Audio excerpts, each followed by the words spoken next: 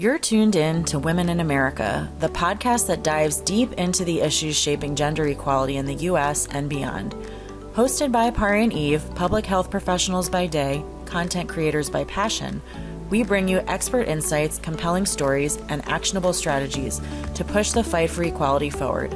This season, Rights at the Crossroads unpacks the intersections of reproductive rights and gender justice in today's America.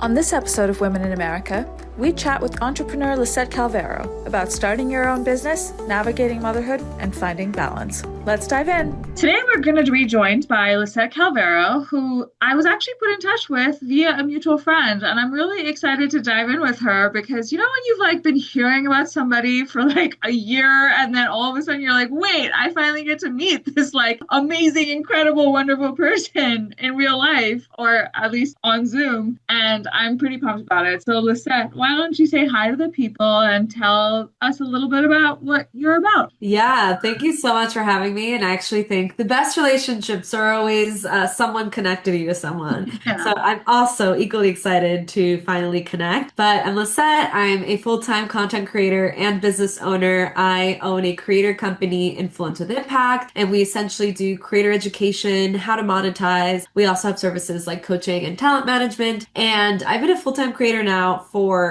13 years, which is kind of crazy. So not Gen Z, even though I feel and look like it. Okay. And for me, my platform has always really been about how to market yourself as a creator, how to use your voice and your platform. So lots of obviously synergies in that, and Latina myself. So, lots of layers here. Yeah, I love that. And, as a fellow creator, I feel like there's a lot of things that we could talk about in terms of your actual agency. But I think today I would love to focus more on you as a person and as a woman, as someone navigating life in America. You're an entrepreneur, you're a parent, you're a woman, you're an immigrant, you're a person of color, and all of that in this new normal is somehow being challenged. I say somehow because it's nonsensical that it is challenged, but here we are. So tell me a little bit about your entrepreneurship journey, because I am obviously a creator, as our audience knows, but I do have a full-time job in reproductive health advocacy, which I will admit, initially, I've been working in reproductive health for 15 years. And initially, I started it because, it's something I think I could really just be passionate about till the day that I die. Truly. Yeah. Someone could, crack me awake at 4 a.m. and I'll be like, women deserve rights. That'll be, what I'll say. Yes. But I think I'm, going through my own, personal, questioning journey, because public health is being destroyed. Reproductive health is being destroyed. I often ask myself, have I built my 15-year career for us to be able to do nothing moving forward? So I would love to hear from you and your experiences. Why did you decide to go out on your own? What has been your journey? And then even just what you've kind of loved and hated about the process. Because I think most of the time when people talk about entrepreneurship, they see the glamorous side. And I think that most people don't understand that in order to achieve the glamorous side, you actually have to go through a lot of hardship first.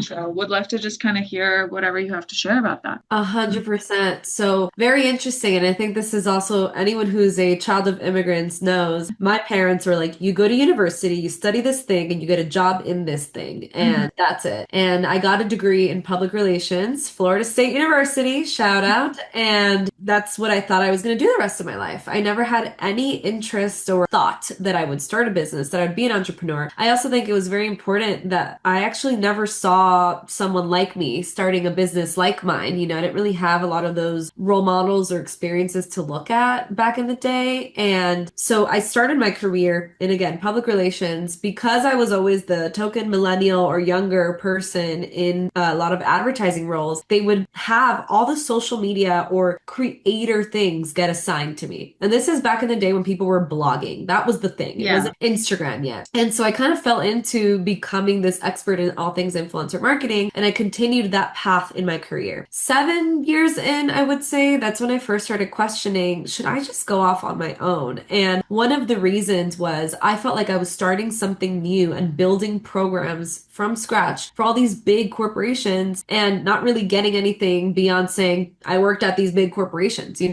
one of the biggest agencies I worked for, they still use my strategy. They still use this department I set up. Hell yeah. Yeah. And I'm I don't get anything from that. No royalties. So I was you know what? I'm start my own thing. But what is so funny is I had no business plan, idea, idea. I've never taken a business class in my life, right? So I really just winged it. And for me, I thought if I can do this for a year, I'll keep going. I will say transparently, very important, finance. I, at that point of leaving, was kind of like pretty close to paying off student loans, had an emergency fund, so I really did wait until I felt like financially I wasn't going to be scared for the next 3 to 6 months. And I gave myself that timeline of if within a year this is profitable, if within a year I'm making a sustainable amount of money, let me keep going. So it was one of those like, let's try it and keep going. And I feel like even now, 5 years later, I just have kept going. And the way that we've kind of grown our business is just focusing on people, focusing on our clients, making sure we're delivering a really good experience. And then for me, continuing to show up online from this lens that I always have has of course led people to us. But it's been a lot. And again, back to daughter of immigrants, it was a lot at first to just wrap my mind around.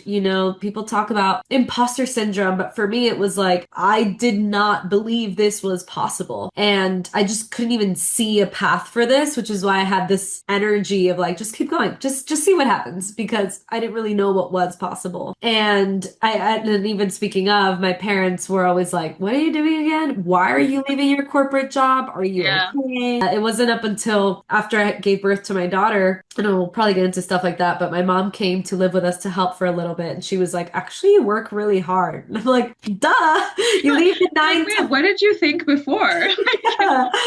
You leave the 9 to 5 to work 9 to 9. So yeah. Yeah, I think that's one of the things that, we experience as creators often, but it's probably true of all entrepreneurs. It's like when you're the one running the business or you're doing it for you and you are your own boss, one of the cons of that is that like there is no fixed workday, right? Like you have to be kind of on the whole time. It's almost like being a parent, actually. Like there is no fixed workday. And so tell me about, how old is your daughter? She is a year and a few months. Oh, okay. So like still relatively new to the world. Oh yeah. Still. How are you juggling that? Because I have a 6-month-old and I frankly am barely holding on some days. Like I'll be frank about that. Like the transition from, like parenting into working full time while parenting is not an easy one, especially not in a society like ours. And I would say having a baby right before the Trump administration starts is a hard do not recommend. So, oh yeah.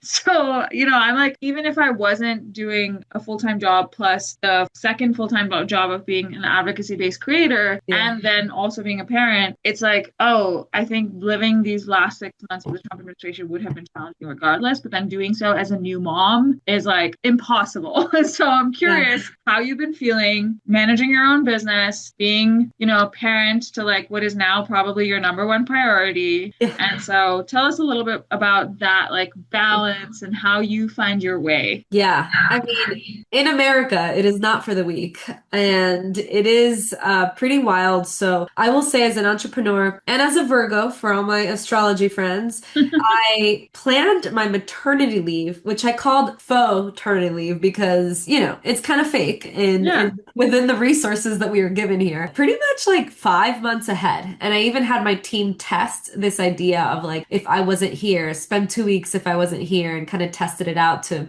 make sure things were refined. And so I really did feel like right after giving birth, I definitely felt a little bit of a break and a disconnect from working, exactly executing day to day and doing all of those things. Very lucky that I live in Colorado. So we do have paid family leave here. I was able to take advantage of that for 3 months based off of the salary that you pay yourself as a self-employed person. And I took that time to I wasn't saying I have a boundary. I'm not opening my emails. I'm not working. I actually used it to work very slow and allow myself to almost transition throughout those 3 months. 3 to 4 months, really. And so what that taught me was, hey, my business can stay afloat without me. But financially, if you rely on your team more, that means I'm paying my team more because we are paying them equitable wages. Mm-hmm. And that's great. That means my household income decreases, which if you keep doing the math, that means my business better grow so that the profit margin is back to what it was while I was like very actively working inside my business. So I would say the financial elements of running a business that that can run itself. But when you have team members, people are going to want raises. People are going to want to grow their career. So your business still has to grow, even if you want to slow down. And I feel like the growing the business part is what energetically drains me the most. So I will definitely say the most challenging is just that energy of constantly feeling like you have to sell or put yourself out there, because if you don't, am I going to get new clients? And then of course, daughter is here. And for me, I really did, even again, that break that I took, it was a moment where I slowed down and I was really able to be present and able to enjoy. One of my selfish reasons, I feel like there is no selfless reason to have kids, but one of my selfish reasons was that I really wanted to like see the world differently. And that's something that she has given me, especially now as a toddler, being able to say, wow, like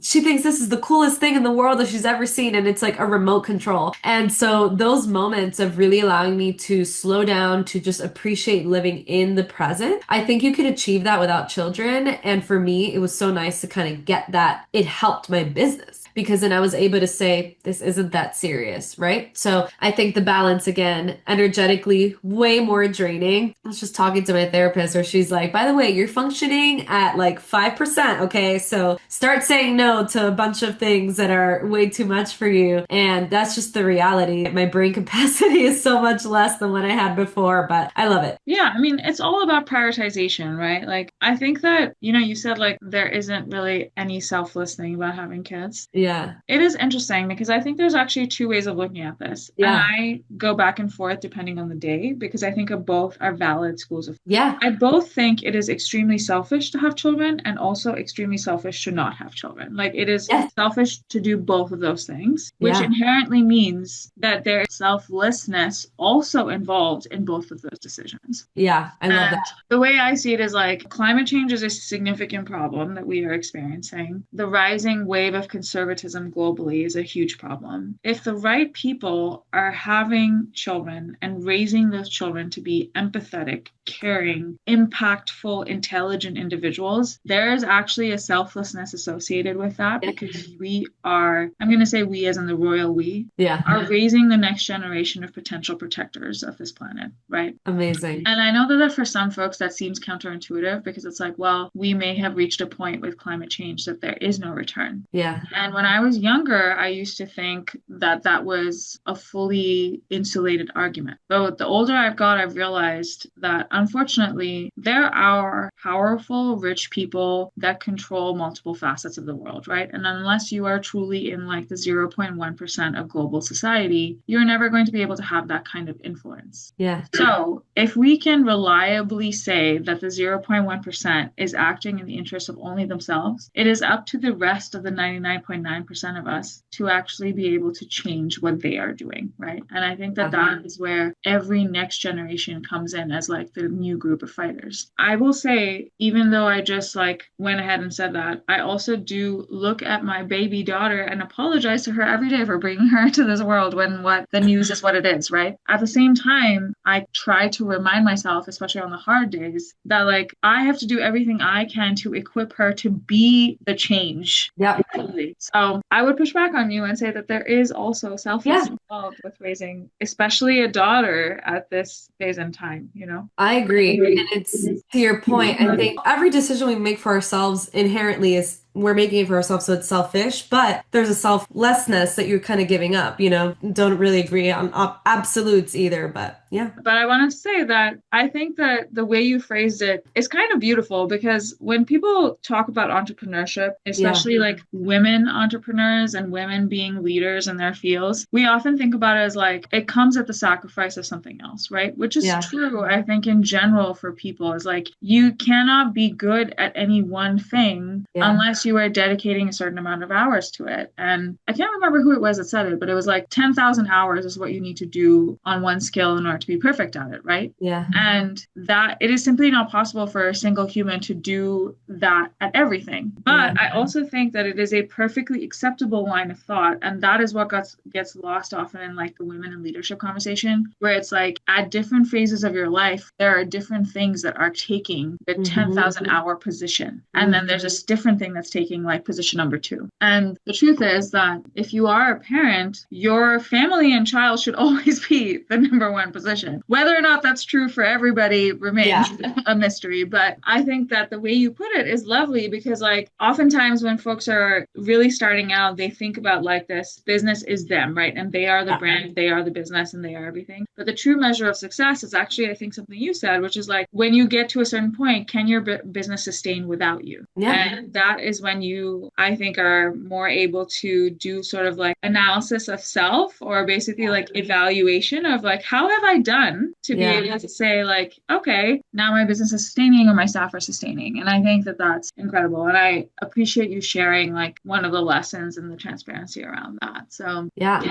when you were like going through your business journey, were you thinking about the fact that you wanted to have a family and how that aligned, or did it happen kind of organically for you? The conversation about having kids, it was kind of organic. My husband and I, at the time, we were like, so is building a family something we want to get on right now? And I think it was definitely influenced. At the time we started thinking about it, I had turned 30, and I was like, society puts this pressure on you that once you're 30, like the biological clock is ticking, which is awful, but that's kind of what made me even start to question, like, do I need to start now, And I do feel like that pressure was also very heavy in my culture. A lot of people in my culture having kids in their 20s, and then you have people asking, hey, when are you getting started? So it was organic, but also pressured in many ways. And I would say that was kind of midpoint of me having my business just for a few years. And this is the interesting thing. I didn't question how I would do both. I sort of was like, if I've been winging it, I think I can probably wing this as well. And once we finally got pregnant for the first time, because I did end up having a loss, I actually was very anxious. I remember I recorded this video when I found out I was pregnant, and I was sobbing through it saying, I'm really scared. I don't know if I made a mistake. I don't know if this is the right moment, the right thing for me. So I actually think that,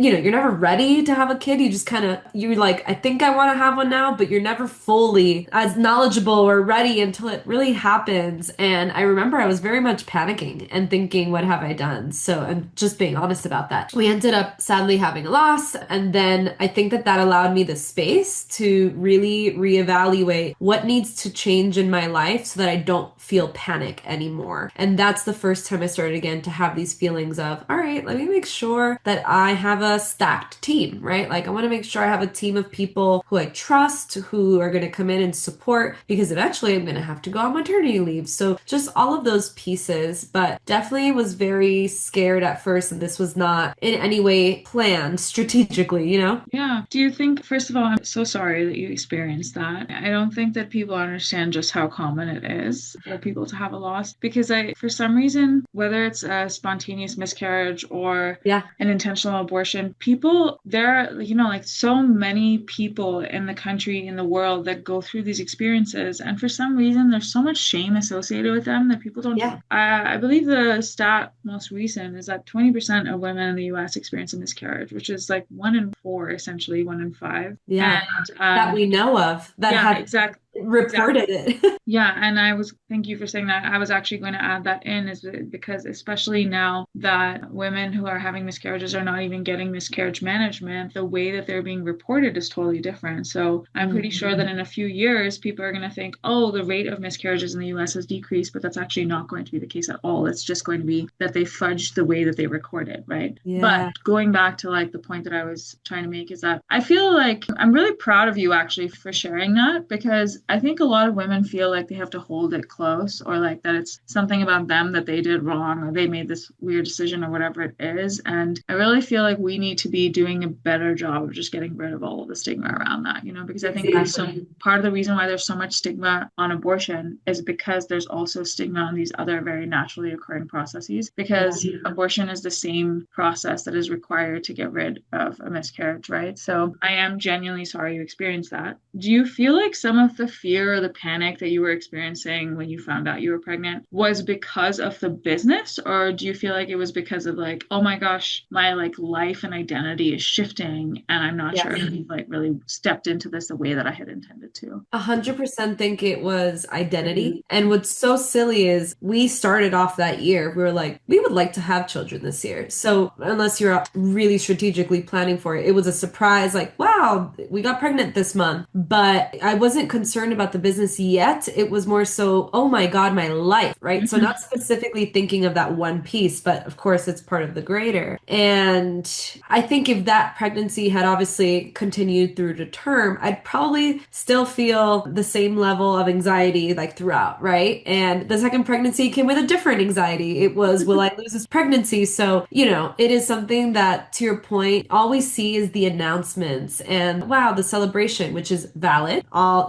babies should be celebrated and it's great, but there's oftentimes a lot of panic or a lot of, am I about to lose my identity? Am I about to change something in a way that I don't have capacity for? Which, to your point, like I've always been very much an advocate for reproductive rights, but specifically after having a miscarriage, I was like, imagine if I didn't have the option, right? Imagine if I didn't have the opportunity to say, this is not the right time for me, or hey, I ended up having a loss and this is the route that I need to take in order to protect my health. Yeah. I mean, there are legitimately now states where that is not an option anymore, right? Yes. Which anyone with common sense would stop and say, like, that's batshit crazy. Like to tell a woman who's had a miscarriage that she has to then see this pregnancy that does not exist anymore to term because she's not able to get care. I bring this up because just this week, a woman in Texas was denied miscarriage management care because even though she was experiencing a ton of problems, the fetus still had electrical pulses. And so according to the law, that counts as a heartbeat. And for those who are doing the audio version of this podcast, I very much use quotation marks when I say heartbeat because it is not a heartbeat. But she was denied care by 3 different facilities. And then she experienced sepsis as a result of that and died. And she was only 22. Yeah. And what is amazing to me is like, as someone who actually thinks that women are people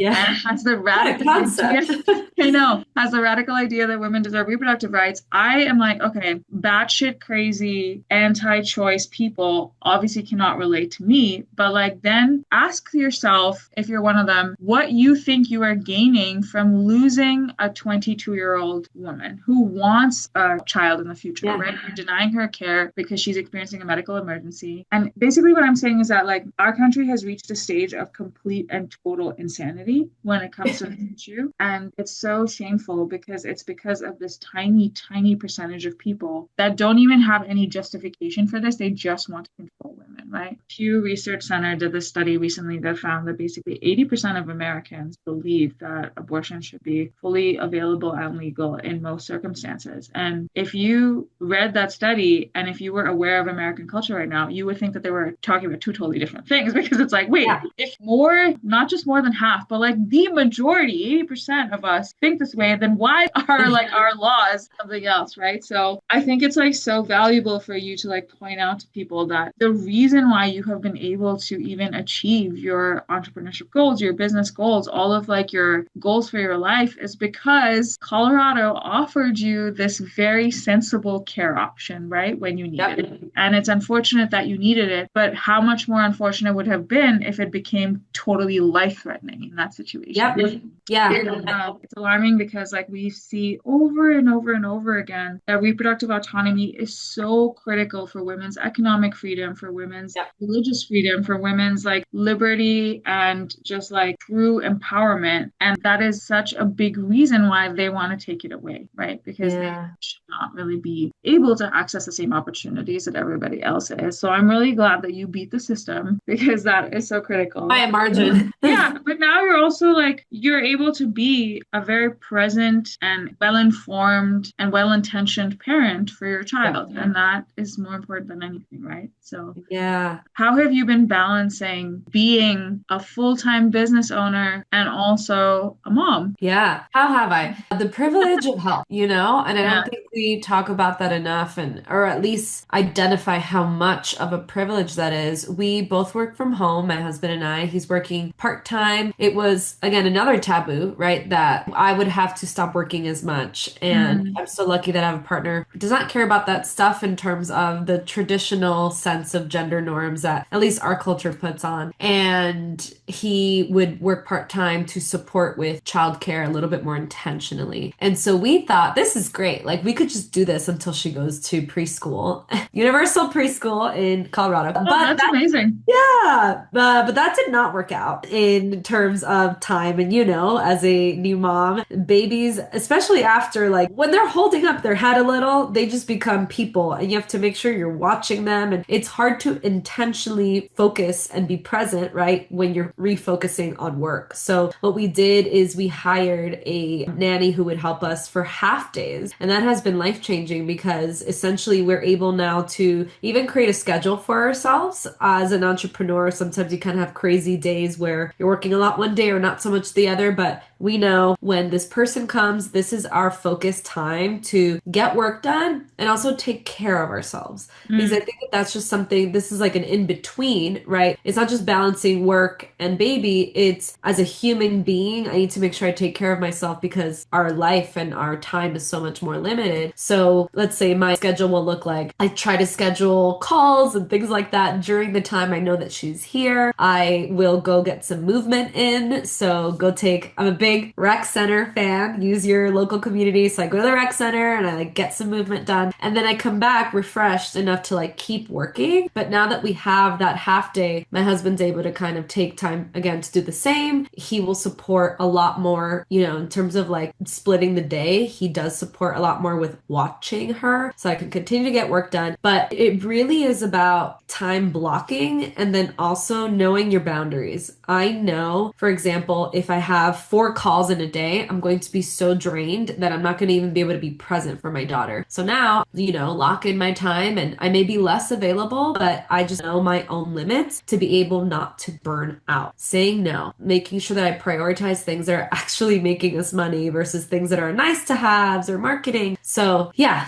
day by day, but I feel like it's nearly impossible to do it by yourself, whether you have family, the resources to have someone come around. But yeah. I have to say, hearing you talk, I'm starting to feel like this chat is much more useful for me than it might be for our audience because my child just turned 6 months old. And, the thing about babies, and for folks who are parents, they're probably much more familiar with this than I am because I'm just starting out, but they go through phases, which is totally normal. But the challenge as a parent is as soon as you get used to one phase and you're like, oh, I've got this on lock, I can handle this, blah, blah, blah, things change. Like she started teething. She's reached the point where I have to hold her now, otherwise she gets a little bit upset. And my life has gone from being like, okay, I think I can do this to now feeling like I'm on the edge of a cliff and like even a single rock crumbles, I'm gone, And so it's like, I'm really appreciating hearing you say this because frankly, I think your advice applies not just to women entrepreneurs, but just to women in general. Like we live,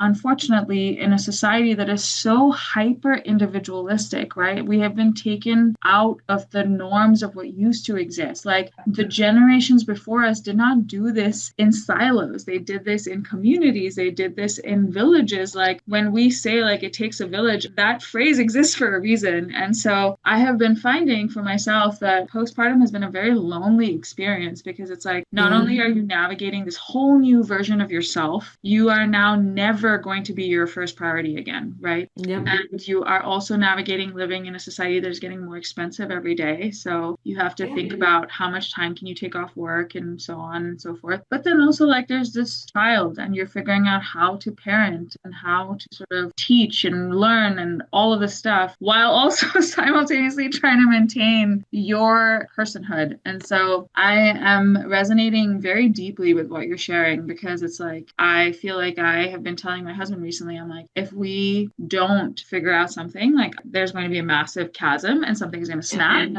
everything's going to come crumbling down. So So basically what I'm saying is women are superheroes. And the problem with that is that we expect ourselves to do too much and we normalize doing all of it by ourselves when realistically it's actually not possible. And we need to be able to step back and say, hey, I need help here. So I genuinely appreciate you saying that. And Yeah, it is what so have like funny. We're like, oh, we could do this. And we're like, what were we thinking? yeah, especially because, like, for example, my child's like, when she's awake now, I don't want to be on my phone. I don't want to be on my laptop working beside her because I'm like, hey, this is actually kind of defeating the purpose of even parenting because, like, now I'm not doing either one well. I'm not doing my job well and I'm not being your mom well. So, like, I'm basically doing myself a disservice by trying to think that, like, I can hold it all. And then at the same time, you're like, but I feel guilty about spending the money when we barely have any coming in. You're just like, oh my God, I can't win in any scenario. So I love that you're like, no, you really have to set boundaries and decide like what it is that's possible in every circumstance. And then like really live into that possibility. And like give yourself the grace of saying like, I am actually doing the right thing. Like I should not be feeling guilt as a woman or as a mom that I'm working or that I'm choosing to do this just because I have a child, because like that is what the time and this phase and this environment demands of me, Yeah. I very much appreciate that. I would love for you to close out by just sharing with us like what have some of like your best moments been in terms of like deciding to do this on your own and related to like influence with impact your company or just like being a parent, and then let the audience know where they can find you across all platforms. Oh, best moments. I think for me, just it's the way my personality works, but being recognized for my work is very valuable. I think I was raised in this culture of, in Spanish we say calladita se ve más bonita, and it basically means like shrink yourself. And for me, I've really worked a lot, over the last decade plus to not shrink myself. So when I am, asked to speak on stages about creator economy, or if I'm, featured in an article, like those for me are big wins. They're all vanity. They don't matter for a lot of people, but for me, it's a self-growth moment. Yeah. Allowing it's validation. I'm like, I need validation to be seen. I think with motherhood, for me, the happiest and the wins are the level of trust I've developed in myself as a human. And I think in many ways, again, with business. I love that. It's, saying, hey, you thought you couldn't do this? Yes, you could. Look how strong you actually are. You don't have to show up into every single project. Your team's got it. So the level of trust in myself and what I've built has been really valuable. And I don't think that would have happened without this life change of having to put my focus outside of like being forced to focus outside of work. Yeah. Okay. Well, that's beautiful. I feel like most people say like, oh, it's like changed me as like being able to be there for someone else. But I love that your strength was like, no, I like believe in myself more. And that is like badass as fuck. So that actually like made me a little bit emotional. So I appreciate that. I appreciate you. Let people know where they can find you online. Yeah, I'm at Lissette Calv. I'm sure you'll see my name spelling here. And I talk all things creator economy and motherhood and entrepreneurship. Yay. Thank you so much, Lissette. This was a beautiful conversation and I appreciate you coming on. Thank you. Thanks for tuning in to this episode of Women in America. If you enjoyed this episode, share it with your network and don't forget to subscribe wherever you get your podcasts. For additional resources, follow us on social media at Gemma_talks. See you next week.